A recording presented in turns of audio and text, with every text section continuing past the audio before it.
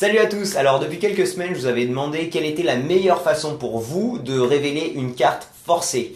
Donc aujourd'hui, ce qu'on va faire, c'est simplement regarder un petit peu ce qui est sorti de tout ça, en espérant que ça donne des idées de tour à certains d'entre vous.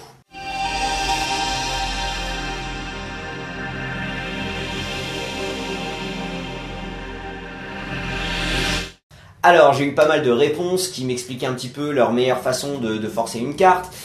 J'ai fait mes recherches, j'ai mes façons à moi aussi, et j'ai essayé de mettre un petit peu tout ça dans cette vidéo. Maintenant, je vais pas vous expliquer comment forcer une carte exactement, mais comment révéler une carte forcée, ce qui est un petit peu différent. Pour forcer des cartes, vous pouvez aller sur tourdecarte.com, il y a toute une section sur le forçage de cartes, donc vous pouvez aller regarder ça.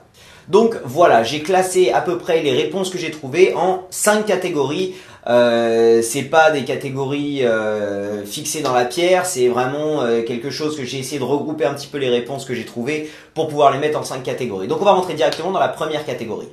Alors la première catégorie, ça va être des révélations de mentalistes. Donc en gros, tout ce que vous avez à faire, c'est forcer la carte, et puis ensuite vous n'avez plus rien à faire, donc plus de technique ou quoi que ce soit. C'est par contre votre jeu d'acteur qui va vraiment rentrer et qui va vraiment créer cette ambiance magique.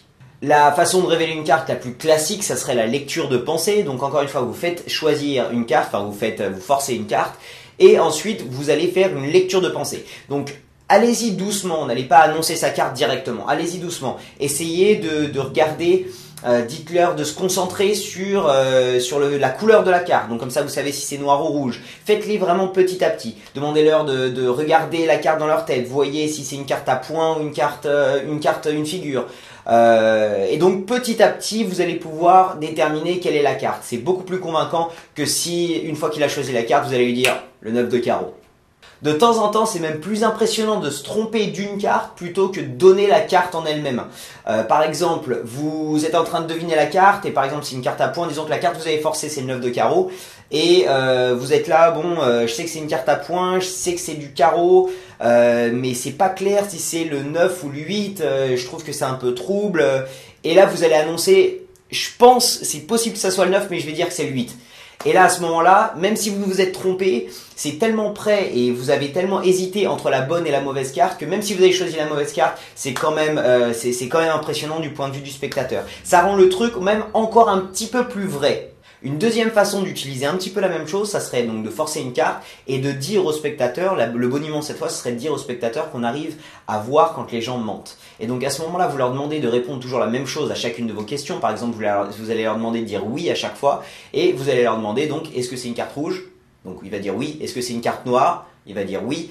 Et comme ça, vous allez dire j'ai l'impression quand même que c'était plus une carte rouge qu'une carte noire. Il y a une petite hésitation dans la voix, quoi. Et donc vous rajoutez un petit peu des trucs comme ça. Et en fait, vous allez pouvoir découvrir la carte du spectateur en lui disant que voilà que simplement il y a des petits trucs qui laissaient penser qu'il était en train de mentir sur certaines choses. Donc c'est pas du tout comme ça que vous l'avez fait, bien entendu la carte était forcée, mais disons que c'est beaucoup plus convaincant pour un spectateur que de dire que j'ai lu dans vos pensées. Les gens ont plus tendance à croire qu'on arrive à détecter les mensonges plutôt qu'on arrive à lire dans les pensées. Donc essayez ça aussi, c'est une bonne technique. Pour ce genre de technique aussi, ce qui est bien, c'est de le faire en groupe. Ça peut marcher totalement en groupe. Donc vous forcez une carte à une des personnes, vous lui demandez de la montrer à tout le monde. Et à ce moment-là, ça vous permettra aussi de pouvoir choisir la personne dans le public en prétextant que une personne n'est pas facile à lire, que celle-là sera plus facile à lire. Donc voilà, vous commencez par exemple le tour avec une personne et vous dites que non, vous n'arrivez pas, il n'y a pas cette connexion ou quoi. Et là, vous pouvez changer de personne dans le groupe pour pouvoir enfin donner le nom de la carte qui a été forcée. Et donc à ce moment-là, ça rajoute encore, ça convainc les personnes qu'il y a vraiment quelque chose qui est en train de se passer plutôt que vous le saviez déjà depuis le début, d'accord? Le fait que vous arriviez pas vraiment à trouver la carte au début et que en changeant de personne, ça y est, vous pouvez trouver la carte, alors ça rend la chose un peu plus convaincante. Alors la deuxième catégorie, ça serait donc une transportation de la carte forcée dans des endroits complètement impossibles. Donc ça marche pour tout, carte dans gâteau d'anniversaire, carte dans fruits, donc pommes, bananes, melons, ce que vous voulez.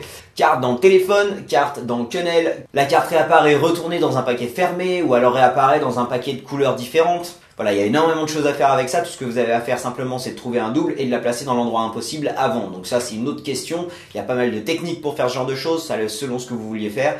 Mais je ne vais pas rentrer dans des détails techniques dans cette vidéo. Donc maintenant, attention, parce qu'une fois que la carte sera retrouvée dans un endroit impossible, forcément, le spectateur va voir si elle a disparu de l'endroit où elle était avant. Donc si vous l'aviez laissée dans le paquet et qu'il retrouve la carte dans le paquet, bien entendu, l'effet est complètement détruit. Donc il faut pouvoir se débarrasser de la première carte dès que vous le pouvez. Assurez-vous de vous débarrasser de la carte en trop avant que le spectateur veuille vérifier que la carte n'est plus où elle était il y a un moment. Une façon de faire, ça serait par exemple de la brûler ou alors de la manger même devant le spectateur. En fait, tout ce qui le fait disparaître avant qu'elle puisse réapparaître quelque part d'autre. La troisième catégorie, ça serait donc d'utiliser des reveals qui sont présents sur les paquets de cartes ou sur les cartes, les jokers, donc de paquets qui sont en général des paquets de collection. Donc vous pouvez trouver en général ces reveals en général sur les paquets d'illusionnistes, sur les paquets de Theory 11. Donc mercredi prochain, moi ce que je vais faire, c'est que je vais faire mon top 10 des 10 meilleurs reveals présents sur les paquets que j'ai évalués. Donc on va regarder ça la semaine prochaine.